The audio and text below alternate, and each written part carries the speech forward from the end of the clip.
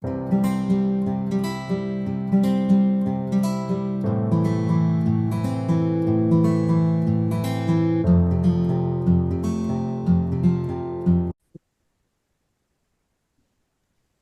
noches para todos. Esta noche vamos a hablar un poco acerca de las consideraciones anestésicas en cirugía plástica estética, teniendo en cuenta, como lo mencionó la doctora Komaromi, que el próximo jueves haremos una segunda parte que básicamente se va a tratar más en la detección de complicaciones y el manejo temprano de complicaciones.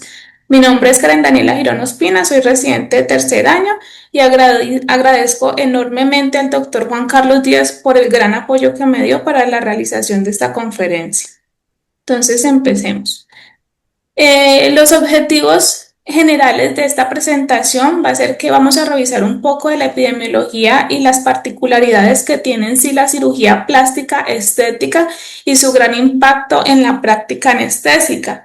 Además de esto, reconocer las opciones anestésicas disponibles que tenemos, cuáles son los diferentes riesgos y beneficios de cada una, que identifiquemos los diversos medicamentos con los que podemos contar para el uso en este tipo de procedimientos y el más importante que creo que es comprender las complejidades de proporcionar una anestesia segura en un paciente sometido a cirugía estética. Entonces, para introducir un poco el tema, debemos de recordar que la cirugía plástica es la especialidad con más alto crecimiento a nivel mundial. Y así como crece el número de especialistas, han crecido el número de procedimientos quirúrgicos y asimismo las complicaciones. Y una parte muy importante en este campo quirúrgico es el gran impacto que tiene la mortalidad tanto en la parte de salud pública como en la parte social, ya que se trata de una cirugía que es totalmente electiva, o sea, no está asociada a ninguna condición patológica per se, ni vamos a recuperar función de un órgano vital o la funcionalidad de alguna extremidad como tal. Además de esto, de que en la mayoría de ocasiones nos vamos a ver enfrentados y que son pacientes jóvenes de bajo riesgo hasta una o hasta dos. Sin embargo, veremos en el transcurso de esta charla de que este comportamiento en los últimos años viene cambiando y que en los últimos años se ha documentado que la cirugía plástica estética viene aumentando en adultos mayores de 50 años. Por ende, y todas estas implicaciones que tiene la cirugía estética, la piedra angular de este procedimiento siempre va a ser nuestra prioridad, es la seguridad del paciente. Entonces, debemos de recordar que en la mayoría de ocasiones va a ser un paciente sano que en realidad no requiere esta cirugía, es para lograr un bienestar físico y emocional y que nos va a otorgar a nosotros toda la confianza para alcanzarlo. Por ende, debe estar rodeado de todos los elementos de seguridad posible como prioridad para nosotros. Entonces, para adentrarnos un poco en epidemiología, en junio del 2025, la Sociedad Internacional de Cirugía Plástica Estética, la ISAPS, publicó los resultados de su encuesta global anual sobre procedimientos estéticos para el 2024, donde nos describieron que para ese año se realizaron más de 17.4 millones de procedimientos quirúrgicos y 20.5 no quirúrgicos por cirujanos plásticos y que este número podría ser asombrosamente mayor si se incluyeran todos aquellos procedimientos que se realizan por profesionales estéticos que no son cirujanos plásticos. Además, otro dato que nos da es que los procedimientos quirúrgicos en los últimos 4 años han aumentado en general un 42.5%. Y que esto crezca tanto no significa que sea más seguro, sino que significa que va a exigir estándares de calidad mucho más altos. Además de esto, en el año 2024 la cirugía de párpados pasó a ser la número 1 en realizarse, reemplazando la liposucción que siempre había encabezado como esta lista. Y esto es secundario al comportamiento que viene teniendo la cirugía plástica, donde los adultos mayores las principales cirugías que se hacen son la blefaroplastia y la ritidoplastia. Entonces, cuando pasamos a ver de dónde es que surgen todas estas cirugías plásticas, vemos que el país que más realizó cirugías fue Estados Unidos, donde se vieron 6.165.000 procedimientos, pasando en segundo lugar Brasil con 3 millones y Japón con 1.631.000. Sin embargo, cuando se hace una clasificación per cápita donde se tiene en cuenta el tamaño de la población, pues que es un análisis fundamental para comprender las tendencias de la cirugía plástica, pasa a tornar número uno Corea del Sur, que a menudo se considera la capital mundial de la cirugía plástica. Y ya vemos que aparecemos nosotros en cuarto lugar, donde realizamos 7.2 cirugías por cada 1.000 personas. ¿Esto qué quiere decir? Que nosotros pertenecemos a los 5 primeros países que más cirugías plásticas hacen a nivel mundial, o sea que este tema nos toca a nosotros directamente y no es simplemente teoría de lo que vamos a hablar el día de hoy. Cuando ya vamos a hablar de mortalidad, entonces pasamos a ver este estudio que se realizó aquí en Cali, un estudio transversal descriptivo que exploró todas las muertes cuya causa básica se determinó como derivado de un procedimiento estético. Se realizó durante los años 2013 a 2023. En esta primera tabla podemos ver pues el comportamiento de las muertes durante los diferentes años, donde podemos ver que las mayores muertes ocurrieron en el año 2016 y en el 2017, y para el último año analizado, en el 2023, ocurrieron 8 muertes. Cuando pasamos a ver cuáles son las 5 principales causas básicas de muertes de estas pacientes, un 23% representa la lipoinyección glútea. En segundo lugar, vienen las intervenciones quirúrgicas múltiples, o que coloquialmente llaman combos. Posteriormente se vienen las infecciones de sitio operatorio y la lipoescultura. Pero ya cuando se va a ver cuáles son los 5 principales hallazgos en las necropsias de las pacientes, se han documentado que el 25% de ellas tienen trombosis venosa profunda, el 21% tienen tromboembolismo pulmonar, el 11% han hecho un tromboembolismo pulmonar graso macroscópico, seguido por las infecciones de tejidos blandos y por último la tromboembolia de biopolímeros. Entonces, como conclusión que evidenciaron ellos, que hay una mortalidad de 0.015% en relación al total de cirugías estéticas que en ese año reportó la ISAP, que eran 466.000 cirugías. Entonces, si pasamos a analizar un poco esto, vemos que la mortalidad es baja en porcentaje, pero que los procedimientos de contorno corporal tienen pues un estrés fisiológico per se real, y que eso cambia totalmente el rol de nosotros como anestesiólogos. Entonces, ya para entrarnos un poco en el tema, vamos a hablar un poco de la valoración preanestésica, como cuáles son las principales implicaciones en el campo de la cirugía plástica. Entonces ya estamos hablando de que nuestra prioridad en este tipo de cirugía siempre va a ser la seguridad del paciente. O sea que esto no es un trámite ya, sino que es donde vamos a evitar sí, vamos a evitar que pase lo grave. Entonces, ¿qué hacemos normalmente en una valoración preanestésica? Vamos a determinar la reserva funcional del paciente, realizar la estratificación del riesgo con las diferentes escalas que tenemos, vamos a optimizar las diferentes comorbilidades con las que puede cursar el paciente, va a definir si necesita paraclínicos o no, qué tipo de paraclínicos, si requiere que lo vea otra especialidad asociada por las comorbilidades con que curse. Generalmente las comorbilidades a que mayormente nos enfrentamos son la hipertensión, la diabetes, la obesidad, el hipotiroidismo y el tabaquismo. Como en cualquier otro procedimiento quirúrgico, se debe suspender el consumo de cigarrillo, de sustancias psicoactivas, y algo muy importante y que actualmente es como un auge, y es el uso de suplementos naturales, que son muy importantes por las implicaciones que tienen la coagulación, los cuales se deben suspender mínimo una semana previo al procedimiento. Y otro ítem adicional que debemos de tener es la edad del paciente. Ya vimos que este tipo de procedimientos en los últimos años viene aumentando en pacientes adultos mayores de 50 años, pero que un paciente tenga una edad mayor no justifica per se por sí sola que yo necesite paraclínicos para este paciente.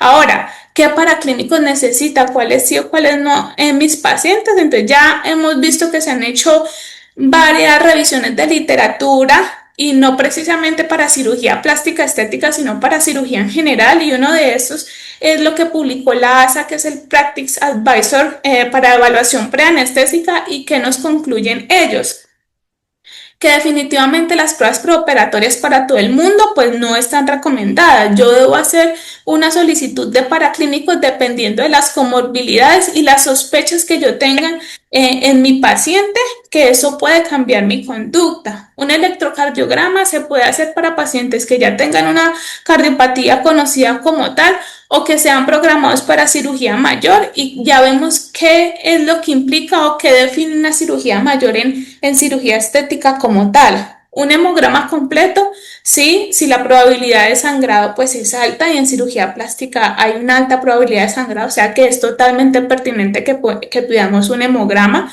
Una radiografía de tórax si mi paciente tiene síntomas respiratorios o una enfermedad pulmonar como tal. Los estudios de coagulación están recomendados para personas que tienen dentro de su historial pues el sangrado de una enfermedad hepática, y el uroanálisis solamente si paciente tiene síntomas urinarios o va para un procedimiento urológico. Que debemos de recordar que los paraclínicos no me van a determinar ningún tipo de mortalidad en mi paciente, sino que es para guiar mi proceder como tal. Entonces, ¿qué debemos de tener en cuenta? Que los predictores más sólidos de complicaciones perioperatorias siempre va a ser la anamnesis y la exploración física que hagamos durante la valoración preanestésica. Las pruebas complementarias yo las voy a solicitar en caso de que mi paciente pues yo sospeche o tenga ya como tal una enfermedad significativa que me va a cambiar todo mi proceder. Las pruebas tienen un poco valor predictivo de complicaciones perioperatorias, y por el contrario, cuando pedimos tantos exámenes aumenta la dispersión, los falsos positivos y las cancelaciones de procedimientos cuando son innecesarios. Como ya viene en aumento, pues de que los mayores de 65 años también se quieren hacer cirugías, algo muy importante y que a estos pacientes se le debe hacer porque va a cambiar totalmente la conducta de nuestra cirugía y definir cuál es el proceder con ellos, es la fragilidad y el cribado cognitivo, porque aumentan notoriamente las complicaciones perioperatorias, pero que esto es un tema totalmente aparte para hablar de cirugía plástica en pacientes adultos mayores.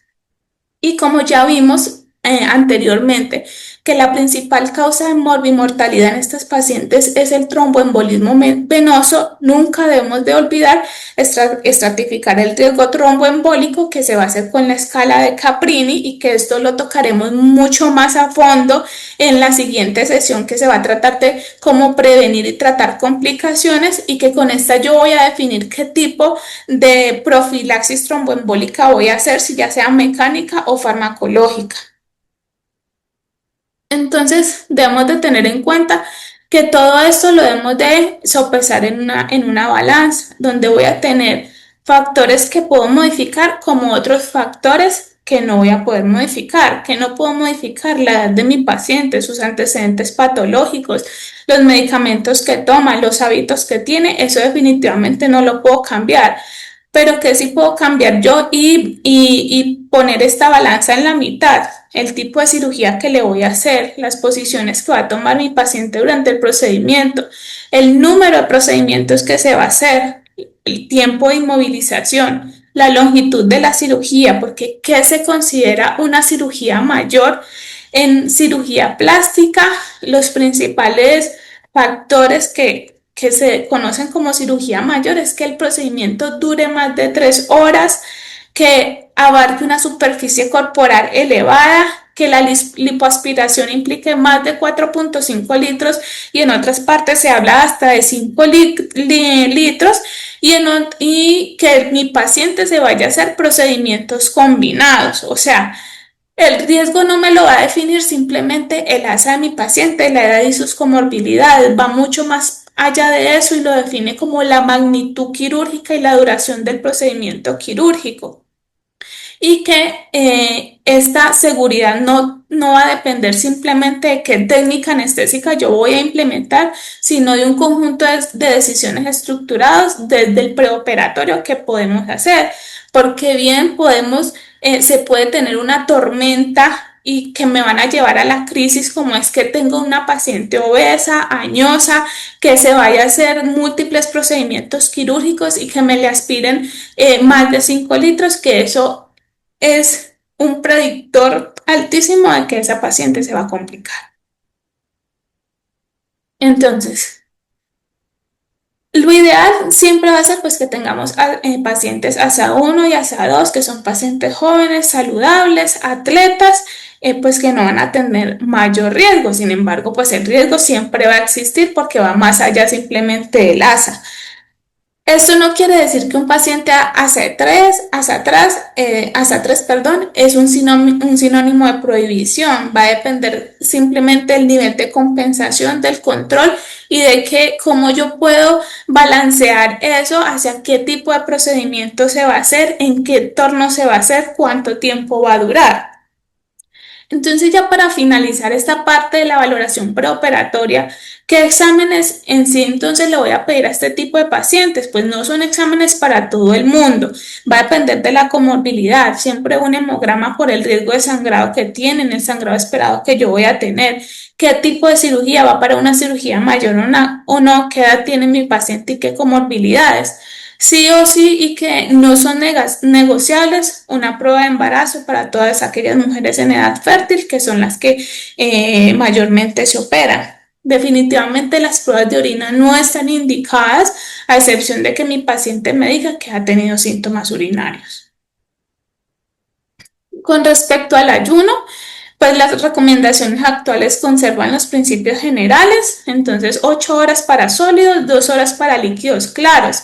Algo que se habla mucho cuando leemos acerca de las consideraciones en cirugía plástica es del manejo de la ansiedad en estas pacientes, donde en muchos artículos se recomiendan el uso de benzodiazepinas y clonidina para disminuir pues toda esta carga adrenérgica y de ansiedad. Sin embargo, pues esto va de la mano de cada protocolo institucional y de la decisión personal de cada profesional, porque hay otras implicaciones más allá de eso, donde no sabemos qué reacción va a tener la paciente y hay muchas opiniones donde se dice que la paciente en ocasiones llegan muy somnolientas, con mucho mareo y nunca debemos olvidar que primero que todo el cirujano para hacer la marcación de la cirugía que le va a hacer y lo que le va a lipoaspirar lo va a hacer de pie. Y además de eso, el lavado quirúrgico, la limpieza prequirúrgica siempre se va a hacer de pie también y eso implica adicionar un riesgo adicional de caída o cualquier otra cosa en mi paciente. En esa parte, pues ya vamos a continuar con la parte de cuáles son las principales consideraciones respecto a los cuidados intraoperatorios. Entonces tenemos que vamos a realizar una monitoría no invasiva con el electrocardiograma, la pulsoximetría de pulso, la monitoría pues, de la presión arterial. Y con respecto a la capnografía, pues ya sabemos que siempre la vamos a usar cuando tenemos un paciente intubado, pero que no es tan de uso frecuente cuando damos sedación. Y esto en realidad que la capnografía no es un lujo, sino que puede ser una alerta temprana, especialmente cuando estamos dando una sedación profunda, donde una de las complicaciones que se ve con mayor frecuencia son problemas ventilatorios, o sea que sería una alarma temprana para nosotros. Por ende, así esté dando sedación, se recomienda el uso de capnografía. Con respecto a la sonda vesical, pues en realidad no hay un protocolo estandarizado ni estricto, va a depender de cada institución y de la duración del procedimiento como tal. Para la prevención de TBP, entonces, como lo hablé anteriormente, va a depender de qué score de Caprini me dé y yo voy a definir si voy a hacer compresión mecánica o voy a hacer tromboprofilaxis farmacológica o necesita las dos. Eso va a depender de lo que me dé el score de Caprini y nunca lo debemos olvidar. Con respecto a las posiciones de los pacientes, que es algo muy importante en la cirugía plástica estética.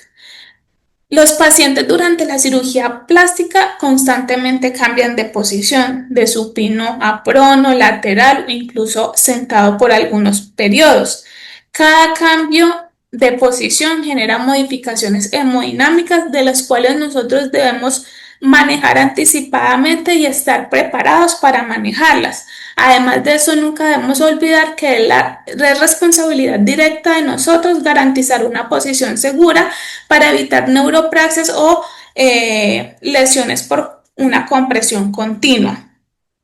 Y por último, y no menos importante, y creo que es un signo vital que olvidamos con bastante frecuencia, y es el control de la temperatura.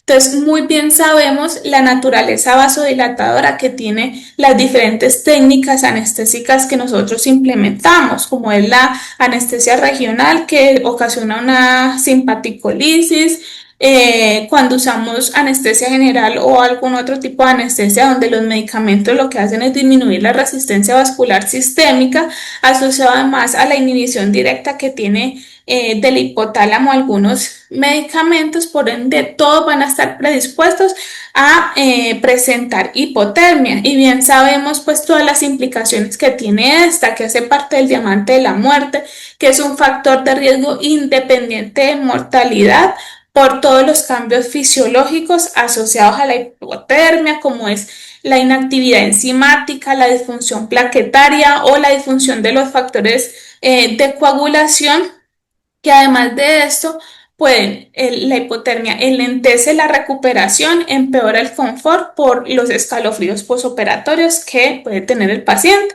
Ya sabemos que esto lo podemos minimizar o sí, minimizar un poco usando las mantas térmicas, usando los líquidos tibios, bueno, en fin.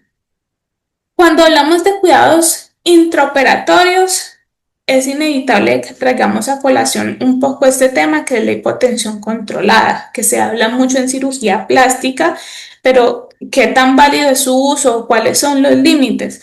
Pues ya sabemos que la hipotensión controlada se habla que es para proveer un campo quirúrgico satisfactorio con mínimo sangrado, hacer ahorro sanguíneo en cirugías de alto riesgo, pero eso ha traído pues bastantes debates acerca de los pros y los contras. Y ahora, esto en realidad es eficaz para disminuir las pérdidas sanguíneas, entonces vamos a ver qué nos trae la evidencia. Para eso traje este artículo que se publicó en el año 2024, fue una revisión sistemática con metaanálisis donde se evaluó eficacia y seguridad de la hipotensión controlada, donde lo primero que definen ellos es a quién, cómo, cuándo se da hipotensión controlada, cuáles son las recomendaciones. Entonces, ¿a qué pacientes está recomendado que si yo voy a implementar, pues se les podría hacer hipotensión controlada? Son pacientes jóvenes de bajo riesgo, o sea, ASA 1 o ASA 2. ¿En qué cirugía se habla de hipotensión controlada? ¿En cirugía estética, en cirugía ortopédica, en cabeza y cuello o cirugías de muy corta duración? ¿Cuál es la intención de eso? Pues disminuir el sangrado perioperatorio, que en muchas ocasiones pues ya sabemos que esto está totalmente dirigido y controlado, y que se ha dicho que en algunas ocasiones usan medicamentos vasodilatadores. Ahora, ¿en qué pacientes está definitivamente contraindicado? En pacientes con una miocardiopatía isquémica o cardiópatas con una enfermedad cerebrovascular o una hipertensión no controlada. Entonces, este estudio reunió 48 ensayos, 37 fueron realizados por anestesiólogos y 11 por cirujanos, donde el 54% de los ensayos dirigidos por anestesiólogos se centraron más en qué tan segura era la hipotensión controlada, mientras que el total de los que hicieron los cirujanos se centraron en qué tan eficaz era para disminuir el sangrado.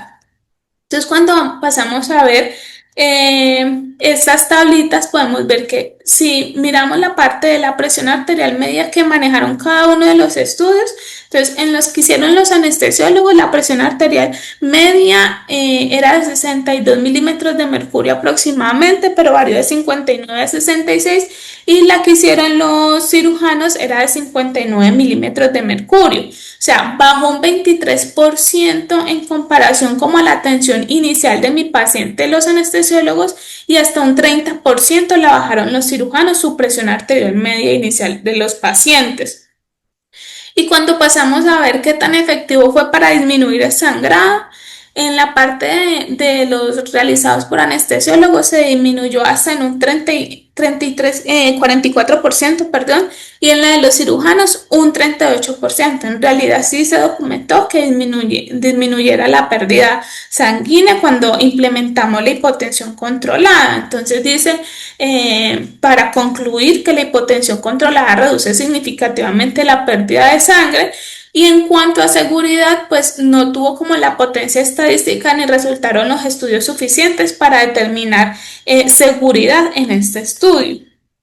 Pero anteriormente ya se había publicado un estudio que era en el 2018, que fue una revisión sistemática de 42 artículos que quisieron asociar la hipotensión intraoperatoria con resultados adversos posoperatorios. Y creo que es un artículo que la mayoría que estamos acá hemos leído, donde lo que nos informan ellos y que nunca debemos olvidar es que cuando tenemos una presión arterial media menor de 80 por más de 10 minutos, o una presión más corta de menos de 70 milímetros de mercurio, eso aumenta el riesgo, pero muy levemente, de que haya lesión de órgano diana como tal, pero que ya este riesgo se aumenta hasta 1.5 veces y hasta 2 veces más cuando yo disminuyo una presión arterial media por menor a 65 milímetros de mercurio, más de 5 minutos o menor a 55 a 60 en cualquier tiempo de exposición. Y si ya nos vamos a extremos,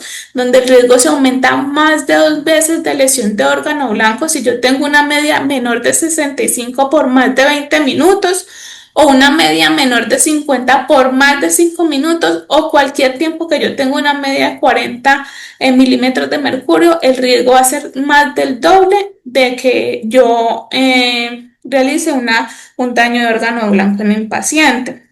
Entonces, esta tabla es un poco dispendiosa de leer, pero que lo quiero que nos llevemos de acá, que la hipotensión definitivamente ya sabemos que no es inocua y que va a depender de la dosis y el tiempo en que yo mantenga mi paciente en hipotensión, y que el punto crítico siempre va a ser menor a 65 milímetros de mercurio, donde aquí empiezan a aumentar claramente el riesgo de lesión renal aguda, la lesión miocárdica, la mortalidad, y que se dispara aún más este riesgo cuando dura más de 10 o 20 minutos. O sea, que ¿qué podemos concluir? No solamente importa qué tan baja esté mi presión arterial, sino cuánto tiempo permanece baja, porque es igual de peligroso que yo tenga una hipotensión severa por un tiempo corto a que yo tenga una hipotensión leve, pero por un tiempo prolongado. ¿Y cuál es la meta que vamos a manejar? Nunca menor de 65 milímetros de mercurio. Entonces, eso los principales ítems que competen a la parte intraoperatoria que debemos de tener en cuenta en este ámbito. Cuando pasamos a ver un poco de las opciones anestésicas que tenemos, entonces vamos a tener pues un arsenal de técnicas donde está la sedación o la tensión de anestesia monitorizada, que se puede hacer combinada con local o regional. La regional ya sea espinal, peridural, única o de doble punción, la anestesia local tumescente o la anestesia general. ¿De qué va a depender qué técnica voy a implementar yo? Pues como en cualquier otro procedimiento, de cada paciente, del tipo de cirugía, de la duración y del entorno donde yo vaya a implementar mi técnica anestésica. Entonces, para hablar un poco de la anestesia general y cuáles son los puntos que debemos de tener en cuenta, pues en cirugía plástica no hay un agente mejor que otro o una técnica de elección porque es mejor que otra, que si doy balanceada o si doy anestesia total intravenosa, pues no existe la evidencia suficiente para decir que una es mejor que otra. Que sí se ha documentado que cuando se, digamos, adicionan midazolam o ketamina a la anestesia general, ya sea para lograr una hipnosis mejor, para ayudar con el dolor posoperatorio, se ha documentado que se puede aumentar un poco el tiempo de recuperación. Nunca olvidar mantener una presión arterial estable y constante durante todo el procedimiento quirúrgico, una estabilidad hemodinámica pues optimizada sin comprometer la perfusión de otros órganos. Tampoco irnos a extremos a la hipertensión porque se ha documentado congestión cardiopulmonar, hepática y insuficiencia cardíaca congestiva. no nos vamos a ir a la hipotensión extrema, pues para ayudar y disminuir esa pérdida de sangre y por el contrario comprometer otros órganos vitales.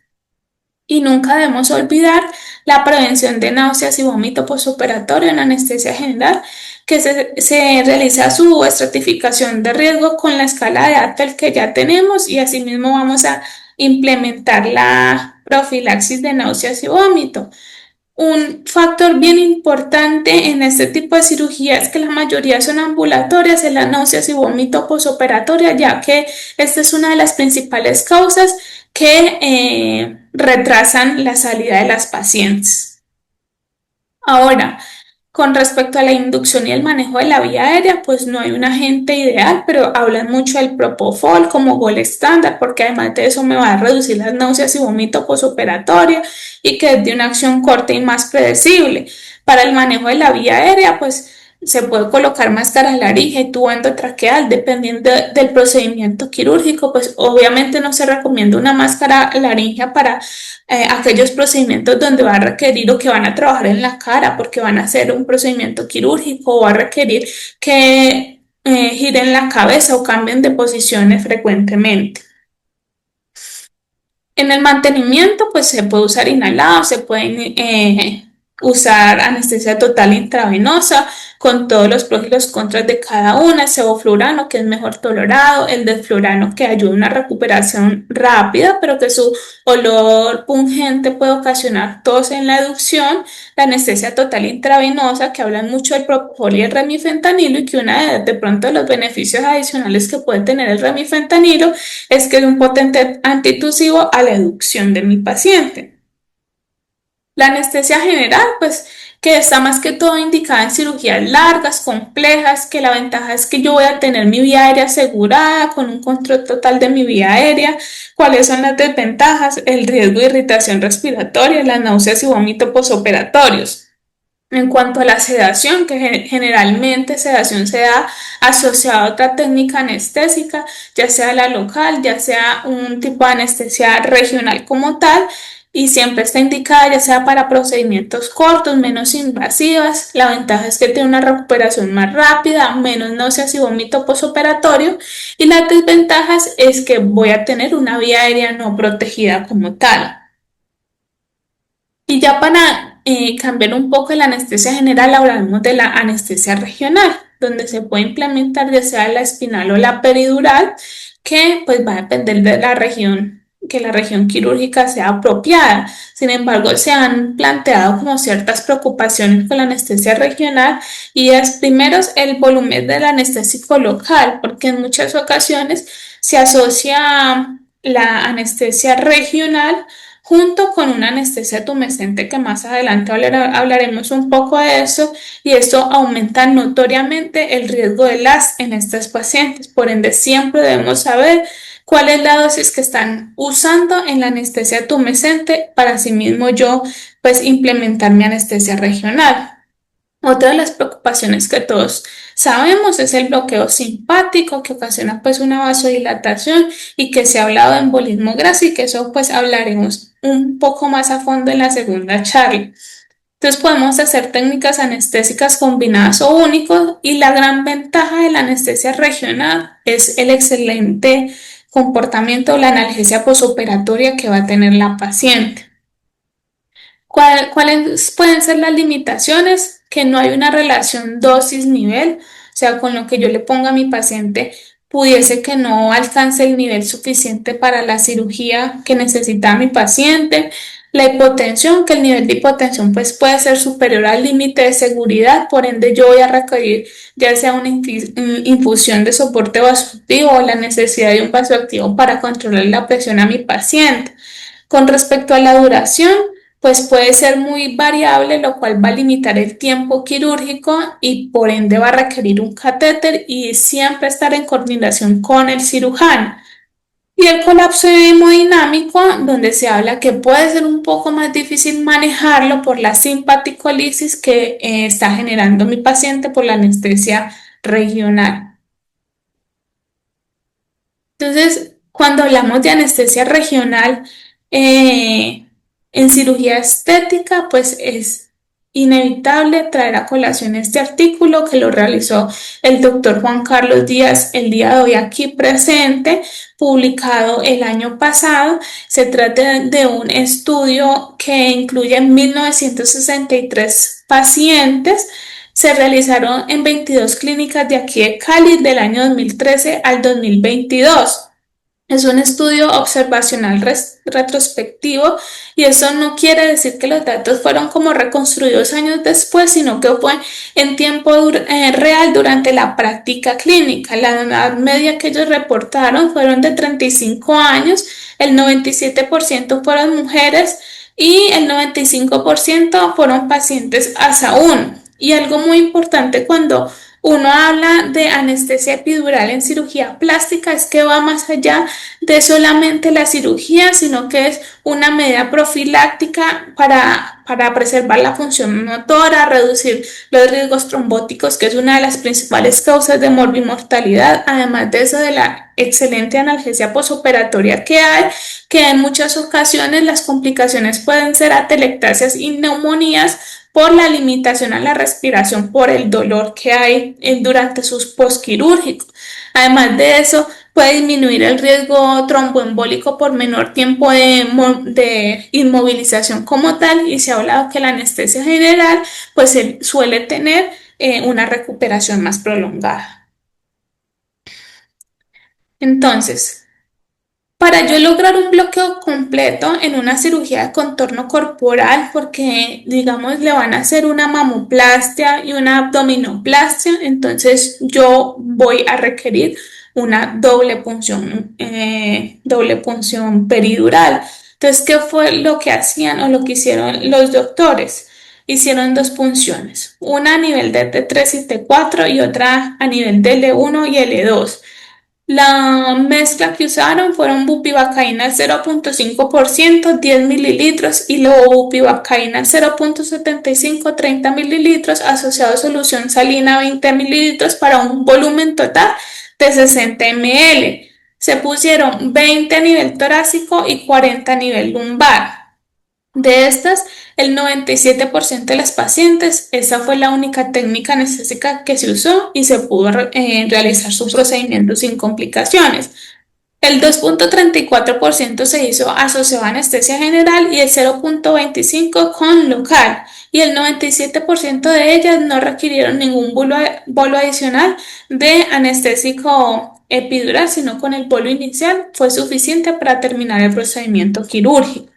Cuando hablamos de resultados, entonces pasamos a ver que en cuanto a la inestabilidad hemodinámica, que no se trató o no se trató como una complicación como tal de inestabilidad hemodinámica, sino que las complicaciones se definieron como aquellas que eran directamente atribuibles a la técnica anestésica, ya que esa hipotensión o bradicardia son cambios fisiológicos que podemos esperar que pasen cuando implementamos una anestesia peridural. Entonces, ¿y qué definimos hipotensión? Hipotensión se definió con una presión arterial media menor de 50 o bradicardia con una frecuencia cardíaca menor de 50 latidos por minuto, donde la hipotensión ocurrió en 56 mujeres y la bradicardia en 29 pacientes. Y ya cuando pasamos a hablar de complicaciones, que las que se reportaron fue cefalea postpunción en 3 pacientes, fibrilación auricular en una, fractura dental en una. Sin embargo, el 99.6% de las pacientes no tuvo ninguna de estas complicaciones, para una tasa total de 0.38%.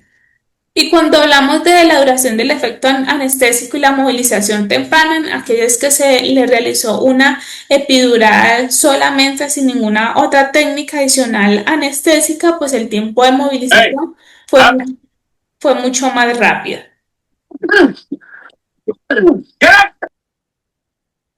¿Por qué funciona la doble punción? Entonces tenemos que la doble punción va a tener una cobertura segmentaria, vamos a tener cubierto tanto la parte torácica como la parte lumbar. Se habla de que tenemos una toxicidad reducida o el riesgo es significativamente menor, porque las dosis utilizadas están pues muy por debajo del rango tóxico. que además de esto el uso de levobupivacaína pues ofrece un perfil cardiotóxico más favorable según la literatura farmacológica que tenemos y además de eso que vamos a hacer un bloqueo diferencial, una anestesia sensorial excelente con un bloqueo motor incompleto permitiendo la movilidad temprana y la gran fortaleza de esta técnica es la analgesia posoperatoria que nos va a brindar. Entonces, como conclusión acerca de la doble punción peridural, nos hablan de que es una alternativa segura y confiable y que es una técnica que tiene pues una identidad regional clara. Ya sabemos que aquí en Cali muchos de los anestesiólogos usan esta técnica anestésica y que aquí en Cali es donde más se ha refinado y se viene enseñando como tal. Eso quiere decir que no es una técnica pues exótica ni aislada como tal. Los beneficios van a ser pues la analgesia efectiva, la cobertura total para la cirugía de contorno corporal, estabilidad hemodinámica controlada y predecible, una recuperación rápida, movilización temprana y alta acelerada y la seguridad porque según la tasa de complicaciones acá mencionada van menos del 0,5%. Ahorita pasaremos a hablar un poco de la anestesia local tumescente. Entonces, un poco el recorrido de la historia rápida. Ya sabemos que en 1884 fue que se implementó la anestesia local. En 1901 la epinefrina se usó como un torniquete para disminuir el sangrado en aproximadamente un 15 a 30%. En 1948 salió la lidocaína y en 1987 el doctor Jeffrey Klein, un dermatólogo californiano, describió la liposucción tumescente exclusivamente con anestésico local. Sin embargo, esta técnica anestésica inicialmente fue hecha o él la realizó para hacer procedimientos dermatológicos pequeños. Sin embargo, en 1995 ya informan que realizaron 15.000 pacientes con liposucción tumescente sin complicaciones graves según lo que ellos reportaron. ¿Qué es importante que tengamos en cuenta? Esta técnica anestésica no se usa con una alta frecuencia en los lugares donde están los cirujanos plásticos y los anestesiólogos porque se implementan otros tipos de técnicas anestésicas, sino que es muy usada en la parte donde profesionales estéticos hacen sus procedimientos quirúrgicos. Sin embargo, esto vale la pena mencionarlo acá porque muchos cirujanos plásticos la pueden usar asociada a alguna técnica anestésica que nosotros estemos dando, como ya sea una espinal o cualquier otra técnica anestésica y por ende es importante que sepamos cómo se prepara, de qué está compuesta y a qué riesgos nos vamos a ver sometidos nosotros cuando se usan este tipo de soluciones. Entonces, ¿cuáles fueron, pues, lo que nos dijo el doctor Klein de acuerdo a los estudios que él hizo? Entonces, en ese momento dijo que la lidocaína a una dosis muy por encima del nivel empleado hasta ese momento eran seguras y que no había ninguna complicación. La liposucción tumescente pura y verdadera, y esto lo debemos de tener muy en cuenta, que porque ellos dicen y cómo se hicieron estos estudios fue que era solamente la tumescencia sin ningún tipo de anestesia general ni otra técnica anestésica, sino que simplemente se permitía una mínima ansiolisis.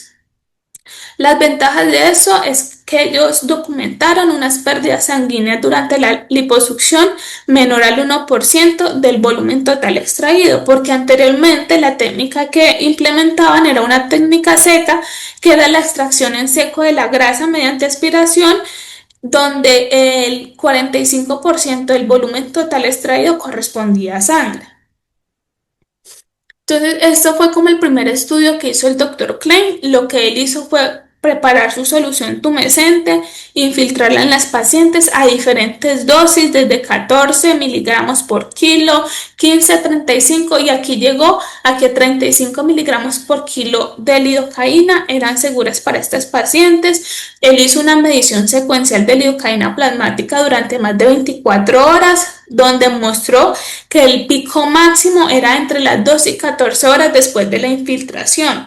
y que los rangos plasmáticos máximos fueron de 0,8 a 2,7 microgramos por mililitro, que eso nos describe la literatura que son por debajo del nivel tóxico. Sin embargo, tenemos que tener en cuenta que las mediciones que él hizo también fue pacientes con liposucción, sin liposucción. Bueno, ahorita veremos un poco más de eso.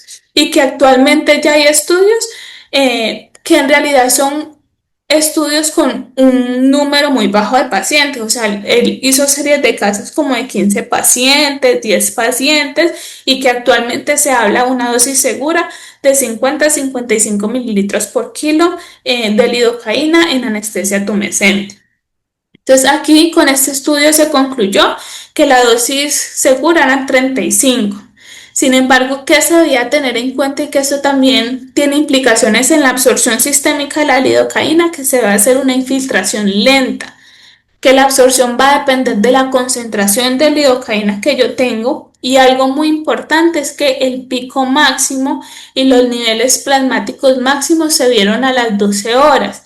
Y muy bien sabemos que la mayoría de estos pacientes son pacientes ambulatorias y que tal vez ya no van a estar en la clínica para detectar unos síntomas y signos tempranos de intoxicación por anestésicos locales. La ventaja que ellos mostraron es que esta anestesia les duraba hasta por 18 horas y que cuando se hacía la lipoaspiración, esto disminuía la absorción sistémica y además de esto los picos plasmáticos máximos en un 10 a 30%, y pues la gran ventaja también era que minimizaba la pérdida de sangre. Esto lo trajo un poquito para recordar que la literatura nos habla que unos niveles seguros de lidocaína están por debajo de 5 microgramos por mililitro y que después de este rango ya empezamos a ver síntomas tanto neurológicos como de sistema cardiovascular. Ahora, ¿de qué se trata la anestesia tumescente? Entonces lo que se hace es inyectar una solución muy diluida de anestésico local combinado con epinefrina y bicarbonato en el tejido hasta que este se vuelva firme y tenso, o sea, tumescente, que le van a dar los beneficios que anteriormente mostramos. Esta técnica ha venido evolucionando. Inicialmente era la seca, donde no se infiltraba nada y la pérdida sanguínea correspondiente al aspirado era un 45%. Después implementaron la húmeda, infiltraban máximo 300 cc, pero el volumen de sangre que correspondía a lo aspirado era el 30%. La superhúmeda era infiltraban 1 litro y aspiraban 1 litro, y allí ya se redujo la pérdida sanguínea un 4%, y posteriormente la tumescente, que es que se infiltra 2 a 3 veces de lo que yo voy a aspirar, y ahí corresponde la pérdida sanguínea a un 1%. ¿Cómo se prepara la solución de Klein? Que así se llama la solución tumescente. Entonces son 1000 centímetros cúbicos de solución salina más 500 miligramos de lidocaína, 1 miligramo de epinefrina y 10 cc de bicarbonato. Entonces ellos hablan de unas concentraciones seguras para no crear ese gradiente de absorción de 0,05 a 0,1%.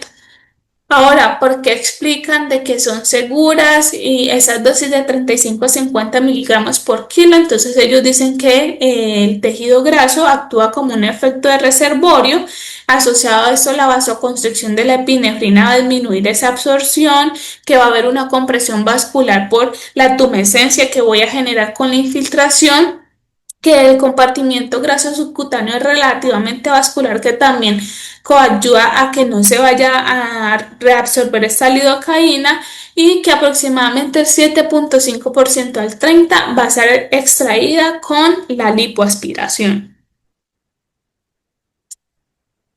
Siempre hemos de recordar, eso lo hacen o se debe hacer, o como está pues estudiada, solamente con lidocaína, no con bupivacaína. La bupivacaína tiene un comportamiento farmacocinético totalmente diferente, de lenta degradación metabólica y eliminación, es más cardiotóxica. Además de esto, no se debe mezclar con bicarbonato porque se precipita y puede ocasionar necrosis a la infiltración.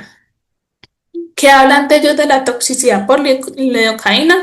Pues definitivamente ellos dicen que nunca han tenido toxicidad por lidocaína y que Ellos nos hablan de que definitivamente no podemos hacer ninguna ni sedación profunda ni anestesia general porque no vamos a detectar unos síntomas tempranos de toxicidad por anestésico local. ¿Para qué usan el bicarbonato?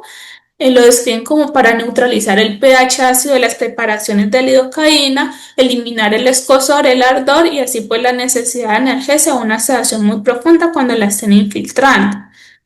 Esto ha estudiado en varios ámbitos de la cirugía estética, como técnica sola, como técnica asociada, donde han descrito que les ha salido pues sin complicaciones alguna.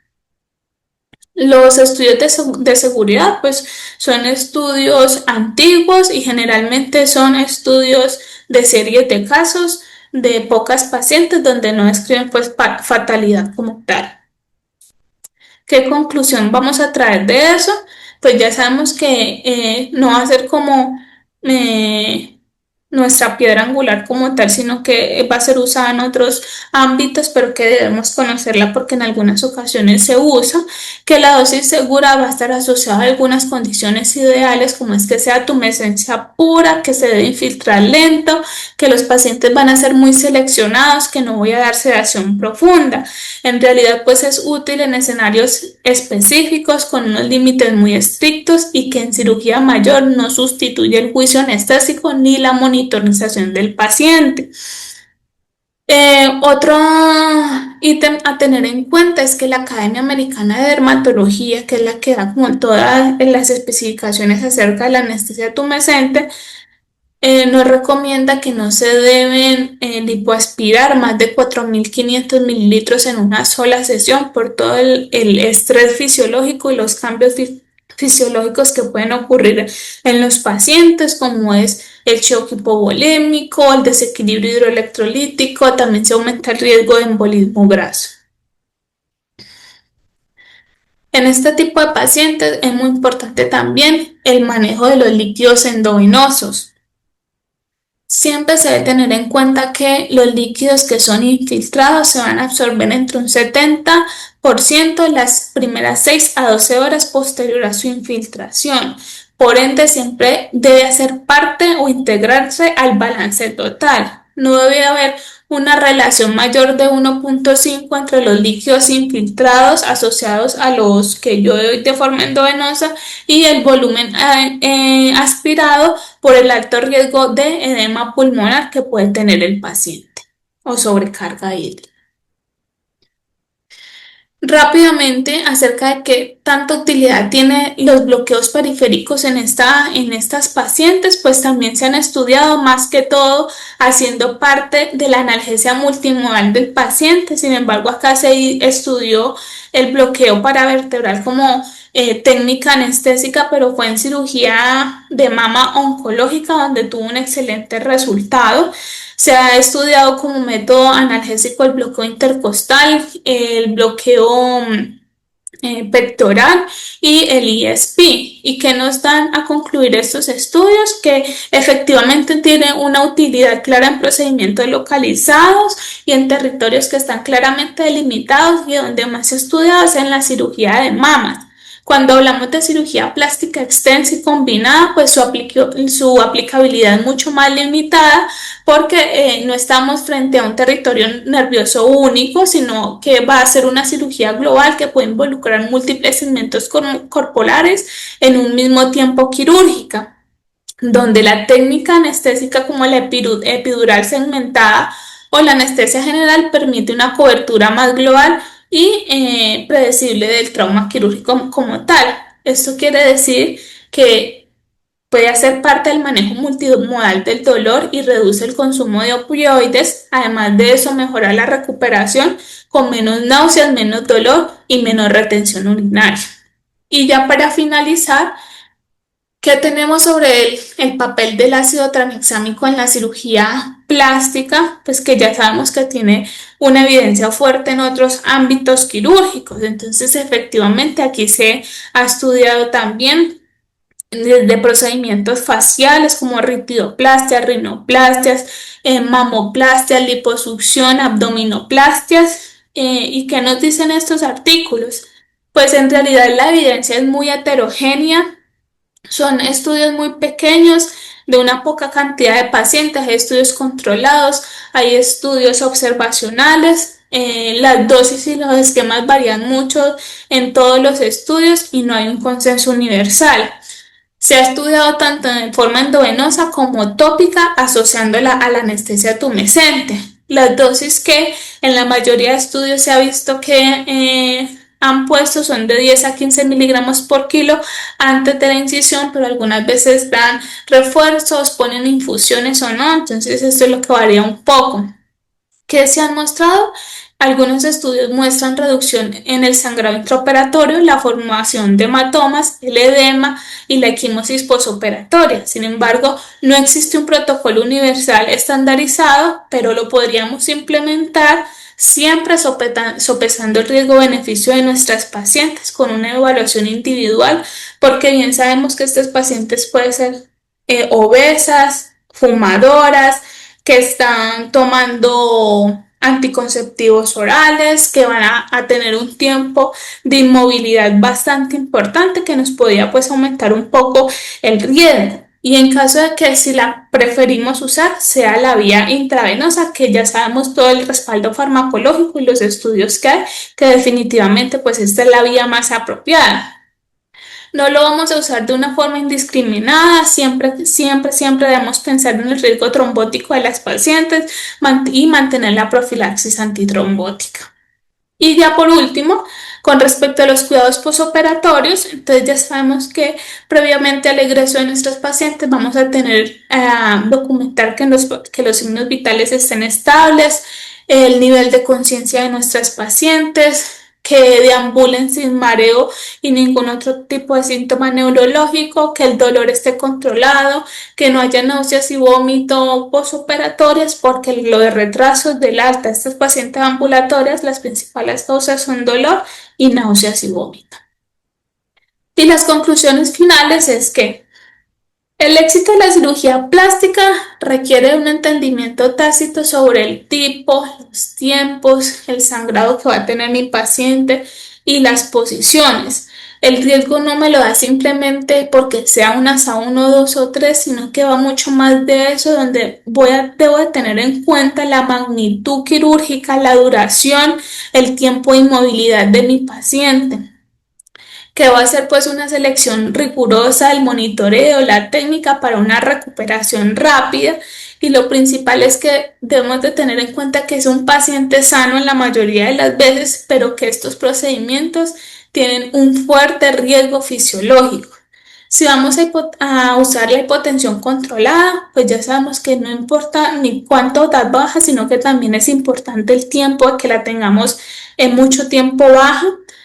Nunca olvidar nuestra enemiga silenciosa, la hipotermia, y que debemos de tener en cuenta que el foco no está como únicamente en qué anestesia vamos a usar, sino que cómo construimos un sistema que permita rescatar a un paciente si algo sale mal, si algo nos sale mal, o sea, va más allá de esto, donde debemos de tener en cuenta nuestro entorno, el lugar donde estamos haciendo los procedimientos quirúrgicos, la disponibilidad de implementos que yo tenga, que si mi paciente se complica, yo tenga con qué responder, una intoxicación por anestésicos locales, la reanimación, usar ayudas cognitivas para las crisis y siempre tener una cultura de equipo estable y una comunicación clara. Y por último, estas palabras que me compartió el doctor Juan Carlos Díaz y que es como en general el mensaje que queremos dar con esta charla, y es que el mensaje final deja de ser qué técnica es mejor y pasa a ser cómo construimos seguridad real alrededor de un paciente electivo que entra sano y debe salir sano. Y no se trata solamente de elegir una técnica anestésica, sino que integrar miles de cosas como es el procedimiento, el entorno, la posición y la duración real del paciente, del procedimiento. Muchas gracias. Karen, muchísimas gracias. Realmente es un tema que da para muchísimo. Ustedes lo han dividido muy bien y entiendo que de lo que hemos hablado aquí básicamente es de las técnicas, anestésicas y hemos hablado también de las consideraciones perioperatorias generales. Lo has abordado de una manera bastante completa. Para quienes no estamos acostumbrados a desempeñarnos en el ámbito de la cirugía plástica, estética, realmente cuando ocasionalmente tiene uno que aproximarse a este ámbito, pues realmente es un mundo aparte y es un mundo muy, muy, muy especial. Por eso queremos desde este programa esforzarnos en que ustedes como residentes vayan formando todo un bagaje académico y unas estructuras que les permitan desenvolverse bien cuando en un momento dado les toque manejar este tipo de pacientes. Yo, por supuesto, en primer lugar, quiero darle la palabra al doctor Juan Carlos Díaz, que nos acompaña hoy, agradeciéndole nuevamente por su tutoría. Muchísimas cosas que preguntar, muchísimas cosas que aclarar, pero doctor, escuchamos su concepto, su retroalimentación sobre la presentación y también, por supuesto, todo lo que usted quisiera agregar o recomendarnos con respecto a esta primera parte. Bueno, muchas gracias, doctora. Un saludo para todos. Quiero felicitar a la doctora Karen Giró por su presentación. La anestesia en cirugía plástica es un campo que ha evolucionado mucho y que hoy exige un enfoque muy estructurado de seguridad. Hay algunas particularidades de esta especialidad que vale la pena recordar. Primero, que a diferencia de muchas otras cirugías, en cirugía plástica los tiempos quirúrgicos suelen ser largos, los procedimientos pueden ser muy cruentos y además implican cambios de posición del paciente repetidos durante la cirugía. Esto no ocurre en otras especialidades. Estos factores obligan al anestesiólogo a mantener una vigilancia distinta, muy cuidadosa a la hemodinamia, la ventilación, la perfusión tisular, la posición del paciente. Además, son cirugías que generan una respuesta metabólica importante, por lo que el manejo adecuado de líquidos, temperatura de analgesia es fundamental. Otro punto importante es el concepto de la hipotensión controlada, que en algunos procedimientos puede ayudar a reducir el sangrado del campo quirúrgico, pero debe realizarse siempre a los límites seguros, mantener una adecuada perfusión y órganos. La doctora lo explicó muy bien, pero ojo que los estudios que nosotros hacemos son basados en seguridad y ellos en efectividad. Ellos son un poquito más agresivos, pero pues nos toca ponernos de acuerdo con ellos. Respecto a la técnica anestésica, hay algo que me enseñó un profesor una vez y es que la mejor anestesia que uno debe dar es la que uno sabe dar. Uno tiene que estar muy familiarizado con lo que va a hacer.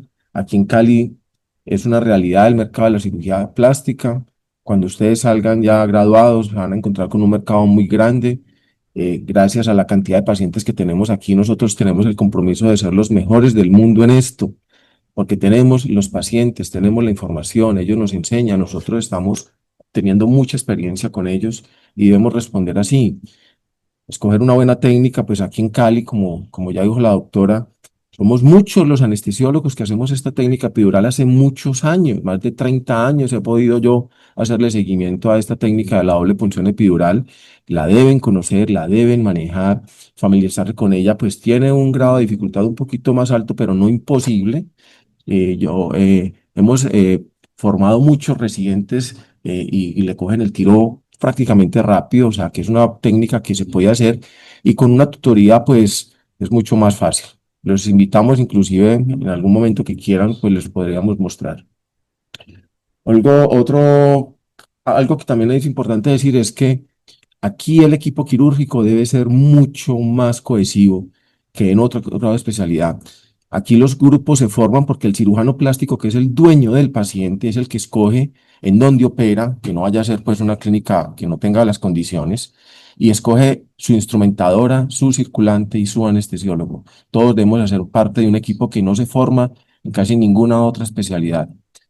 eh, Hablar el mismo idioma, hacer listas de chequeo apropiadas, personalizadas para cada uno de nosotros. Nosotros inclusive estamos trabajando en una lista de chequeo especial solo para cirugía estética, porque es que es diferente a la lista de chequeo que hacemos convencionalmente. Ya les contaremos. Y por otro lado, como está de moda el ácido tranexámico, le sugería a la doctora que hablara de él, porque como está de moda, ahora les dio a los cirujanos, a algunos, a colocarlo en la infiltración y pues no tenemos bases para decir eso y los invito a que seamos muy precavidos con eso. Nada que sustente el uso del ácido tranexámico en la infiltración de Klein. la que usamos los anestesiólogos, la mayoría es solamente solución de adrenalina, no va ni la lidocaína ni el bicarbonato. Es una técnica que no está muy bien aceptada por los anestesiólogos por la cantidad de malas experiencias que se han tenido. Las cogen generalmente los cirujanos estéticos, que son los que operan sin anestesiólogo. Entonces, esos pacientes van con pura tumescente, sin sedación, o yo no sé si ellos asumirán el riesgo de la sedación, pero nosotros debemos es conocer por qué no la queremos hacer, o qué implicaciones tiene, para que escojamos muy bien. Y que si nos toca escoger entre anestesia general y epidural, pues saber que las dos tienen sus particularidades. No podemos decir que una es mejor que la otra en este momento, pero sí debemos manejar las dos. No es posible que un anestesiólogo, en especial acá en Cali, nos diga que va a dar anestesia general simplemente porque está obligado a darla, porque desconoce o está poco familiarizado con la otra. Es fácil familiarizarse con ella y nosotros tenemos toda la disponibilidad para que así sea.